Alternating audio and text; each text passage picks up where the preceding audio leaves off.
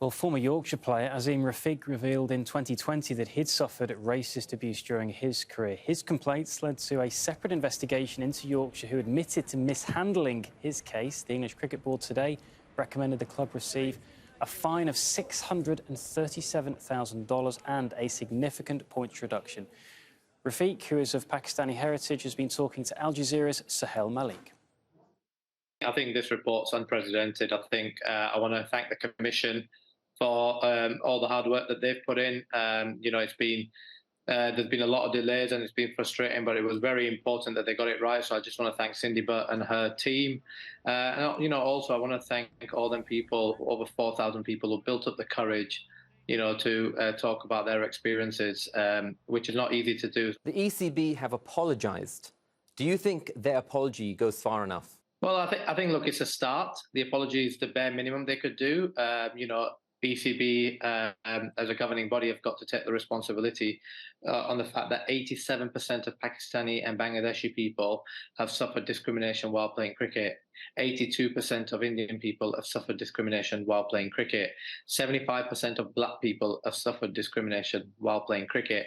And, 50% of all people playing the game have suffered discrimination. So, the game of cricket has discriminated against a large part of our society, and the apology was the least that the ECB could do before they start to work in how we're going to move forward. I'm uncomfortable with praising them for an apology, which they had absolutely no choice but to make. We've seen the England football team, in particular their manager, Gareth Southgate, really make the fight against discrimination a real big cause of theirs. Do you think England cricket team can learn something from them and really do more?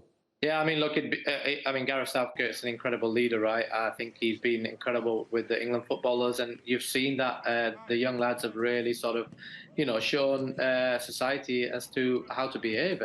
In terms of, wouldn't it be great to, to have the England team day before an Ashes to come out and, get behind something like that? But I think we might be waiting a long time. I think we're a long way away from that. I don't feel like cricket is still, surprisingly and sadly, ready to accept that we have such a big issue. Is it all doom and gloom when it comes to racism and discrimination in English cricket? We've seen people from ethnic minorities play for England and even captain England in the past. Yeah, well, when you look at this report, it pretty much is. I think what's happened is there's been glossed over by an odd person getting through the system and playing for England. That's not a good gauge of whether we have racism and discrimination within the game. I think this report, at this point, I don't think there can be any question as to the state of English cricket, and I think it's very important that people come together and make changes now.